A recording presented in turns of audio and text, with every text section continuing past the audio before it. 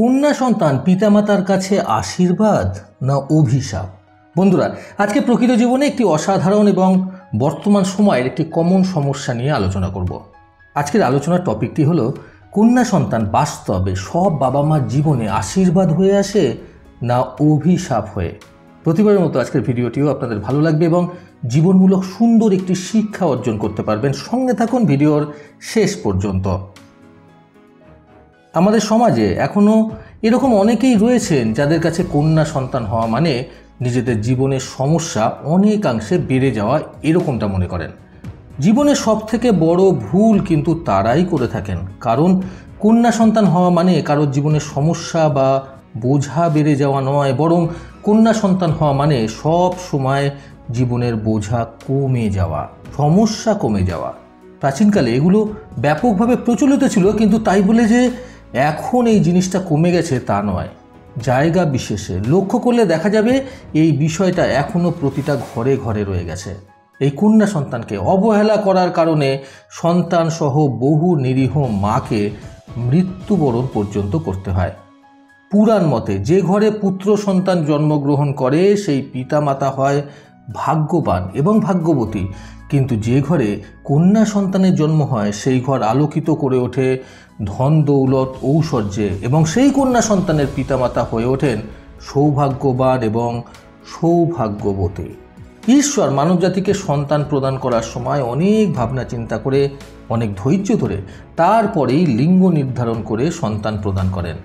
যে সকল পিতামাতা কন্যা সন্তানকে লালন পালন করে বড় করে তুলে পরের হাতে জাঁকজমকপূর্ণভাবে তুলে দেওয়ার ক্ষমতা রাখেন, শুধুমাত্র তাদেরকেই উপহার স্বরূপ ঈশ্বর কন্যা সন্তান দান করে থাকেন। তা না হলে কন্যা সন্তানের খরচ সকলে কুলিয়ে উঠতে পারেন না। কন্যা সন্তান দানের সঙ্গে সঙ্গে সেই সন্তান লালন পালনে যথেষ্ট ব্যবস্থা ঈশ্বর করে দেন। কন্যা সন্তান জন্মগ্রহণ করা মানে ঘরে টাকা পয়সা ঐশ্বর্য নিয়ে আসা। পুত্র সন্তান যেমন শুধুমাত্র নিজের বংশ রক্ষার কাজে লেগে থাকে, কন্যা সন্তান কিন্তু খুব সহজভাবে দুটো বংশ রক্ষায় দায়িত্ব পালন করে। এক, নিজের বাপের বাড়ির দায়িত্ব, এবং দুই, নিজের শ্বশুর বাড়ির থেকে শ্বশুর বাড়ির দায়িত্ব। এখন এই জিনিসটা খুবই লক্ষ্য করা যায় যে ছেলেদের তুলনায় মেয়েরা কিন্তু মোটেই পিছিয়ে নেই। ছেলেদের মতো তালে তাল মিলিয়ে মেয়েরাও এখনকার দিনে রোজগার করছে, সংসারের দায়িত্ব, মা বাবার দায়িত্ব নিচ্ছে, সংসারের ভার নিজের হাতে তুলে নিচ্ছে, এবং পরবর্তীকালে তার বিয়ে হয়ে গেলে শ্বশুর বাড়িতে গিয়ে একইভাবে যত্ন সহকারে একজন বউ হিসেবে শ্বশুরবাড়ির প্রতি তার কর্তব্য পালন করে চলছে। এখনকার দিনে ভালোভাবে লক্ষ্য করলে আরও দেখা যাবে ছেলেদের তুলনায় মেয়েরা কিন্তু অধিকাংশেই ভালো, কারণ তারা মা বাবার প্রতি নিজেদের কর্তব্য ঠিকঠাকভাবে পালন করে থাকে। খুব কম ক্ষেত্রেই লক্ষ্য করা যায় যে একজন কন্যা সন্তান নিজের মা বাবাকে ফেলে দিয়েছে, কিন্তু এখন ঘরে ঘরে লক্ষ্য করা যায় ছেলেরা মা বাবার উপর অত্যাচার করছে, বৃদ্ধ মা বাবাকে খেতে দিচ্ছে না, পড়তে দিচ্ছে না, তাদের মারধর করে চলেছে। কন্যা সন্তান সৌভাগ্যবানদের ঘরে জন্মগ্রহণ করে ঠিকই, কিন্তু এই প্রসঙ্গে আমি কখনোই পুত্র সন্তানের অবহেলা করছি না। আমি শুধুমাত্র বর্তমান যুগের বাস্তব কঠিন সত্যটাকে আপনাদের সামনে তুলে ধরার চেষ্টা করছি। এই কন্যা সন্তান হলে মায়ের ওপর অত্যাচার করা, কন্যা সন্তান জন্মাবার পূর্বেই জানতে পেরে ভ্রূণ হত্যা করা, কন্যা সন্তানকে অবহেলা করা, তাকে মারধর করা ইত্যাদি ইত্যাদি, এই সব কিছুকে রোধ করার উদ্দেশ্যেই আমি আজকে আমার এই ভিডিওটি আপনাদের সামনে তুলে ধরলাম। মেয়ে জন্ম নিলে অনেকের ভুল ধারণা থাকে যে এই মেয়ে সন্তানের পিছনে বৃথায় টাকা পয়সা খরচা করা হবে। তাকে বড় করা, তাকে পড়াশোনা শেখানো, নিজের পায়ে দাঁড় করানো, এই সকল কিছু বৃথা, কারণ একদিন না একদিন তো তাকে শ্বশুরবাড়ি চলে যেতেই হবে। তাই একজন কন্যা সন্তানের পেছনে অর্থ ব্যয় করা বেকার, তাকে পড়াশোনা শেখানো বেকার, এইসব কথাবার্তা ভেবে বহু কন্যা সন্তানের মা বাবা তাদের সন্তানদের জীবন শেষ করে দিয়েছেন।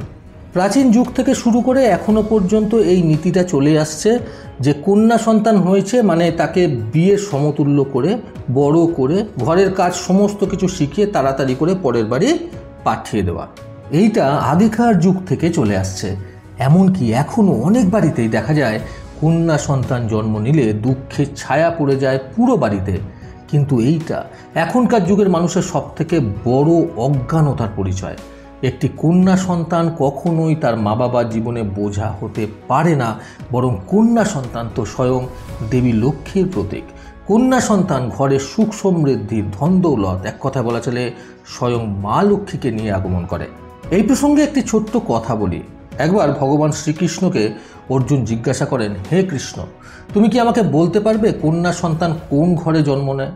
শ্রীকৃষ্ণ তখন অর্জুনের কথার উত্তরে বলেন, যে মাতা পিতা পূর্বজন্মে পুণ্য করেন সেই মাতা পিতার পুণ্য কর্মের ফলস্বরূপ ঈশ্বর পরজন্মে কন্যা সন্তান তাদের কাছে উপহার স্বরূপ দান করেন।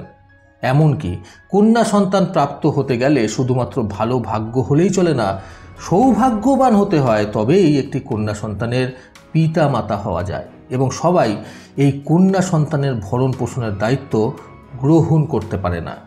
ঈশ্বর কন্যা সন্তান দানের সঙ্গে সঙ্গে তাদের আর্থিক অবস্থার এবং সচ্ছলতা ঘটিয়ে তাদের সেই কন্যা সন্তান ভরণ পোষণের যোগ্য করে তোলেন। এই বিশ্ব ব্রহ্মাণ্ডে যদি কন্যার জন্ম হওয়া পুরোপুরি রোধ করে দেওয়া হয়, তবে এই বিশ্বব্রহ্মাণ্ড অচল হয়ে পড়বে। এইভাবে ধীরে ধীরে গোটা দুনিয়াটা ধ্বংস হয়ে যাবে। বন্ধুরা, ভগবান শ্রীকৃষ্ণের এই কথাগুলি আমাদের যথাযথভাবে মেনে চলা উচিত। ধরে নেওয়া হয় যে পরিবারে কন্যা জন্ম নেয় সেই পরিবার স্বর্গের সমতুল্য হয়ে ওঠে। আমরা এখন প্রতিনিয়ত এটা শুনতে পারি যে পরিবারের কারো মৃত্যু ঘটলে কোনো মেয়ে তার পিণ্ডদান করতে পারবে না, এমনকি মেয়ে মানুষদের শেষকৃত্য করতে শ্মশানে যাওয়ারও অনুমতি থাকে না। কিন্তু এই ধারণাটা সম্পূর্ণ ভুল, কারণ রামায়ণের যুগে রাজা দশরথের মৃত্যুর পর তার ছেলের বউ অর্থাৎ সীতা রাজা দশরথের পিণ্ডদান করেছিলেন। এর ফলে রাজা দশরথের আত্মার মুক্তি লাভ হয়েছিল। হিন্দু শাস্ত্র মতে বলা হয়, কোনো কন্যা তার পিতার মৃত্যুর পর খুব স্বাভাবিকভাবেই তার শেষকৃত্য দানের কাজকর্ম করতে পারে। এমনকি শ্বশুরবাড়ির পক্ষেও যদি কোনো ছেলে মানুষ না থেকে থাকে শেষকৃত্য সম্পন্ন করার জন্য, তবে সেই ক্ষেত্রেও সেই বাড়ির বউ হিসেবে একজন মেয়ে মৃত্যুবরণকারী মানুষটির শেষকৃত্য সম্পন্ন করতে পারবে। এই জন্যই একজন কন্যা সন্তানের মা বাবাকে খুবই ভাগ্যশালী বলে ধরে নেওয়া হয় এবং যে মানুষের ঘরে একের থেকে অধিক কন্যা সন্তান জন্ম হয় সেই মানুষের ঘরে লক্ষ্মীর ধারা বয়ে চলে।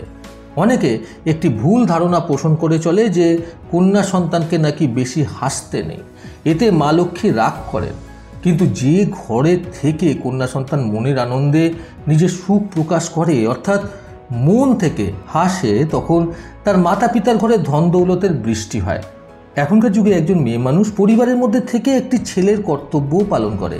তাই কন্যা সন্তান যে সকল ঘরে থাকে সেই সকল ঘরের মা বাবাকে ঈশ্বরের প্রতি খুবই ধন্যবাদ জ্ঞাপন করা উচিত যে ঈশ্বর তাদের সৌভাগ্যশালী মনে করে কন্যা সন্তান দান করেছেন। একবার স্বামী বিবেকানন্দ বৈষ্ণব দেবীর মন্দির দর্শন করার জন্য অনেক দীর্ঘ সিঁড়ি চড়ছিলেন। সিঁড়ি চড়তে চড়তে তিনি পাশে লক্ষ্য করলেন একজন বয়স্ক কৃষক তার কাঁধে করে একটি ছোট বাচ্চা মেয়েকে বয়ে সিঁড়ি চড়ছিলেন। স্বামী বিবেকানন্দ সেই বয়স্ক কৃষকটিকে উদ্দেশ্য করে বললেন, বাবা, আপনার তো বয়স হয়েছে, আপনার নিশ্চয়ই কষ্ট হচ্ছে আপনার এই কন্যা সন্তানটিকে কাঁধে করে বয়ে নিয়ে যেতে। আপনি বরং আমাকে দিন, আমি আপনার কষ্টটা একটু কম করে দিচ্ছি।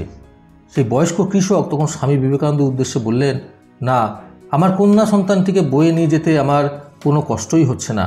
ও আমার কাছে কোনো বোঝা নয় এবং আমার এই কন্যা সন্তানটিকে কাঁধে বহন করে আমি আমার নিজের বোঝ অনেকটা হালকা করে ফেলেছি।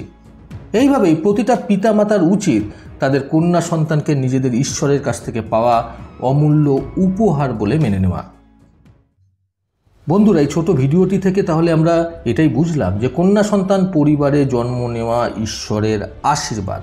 কন্যা সন্তান যে আমাদের কাছে কতটা গুরুত্বপূর্ণ এটা আমাদের সকলের মাথায় রাখা উচিত এবং কন্যা সন্তানের ভ্রূণ হত্যার থেকে কঠোরভাবে বিরত থাকা উচিত।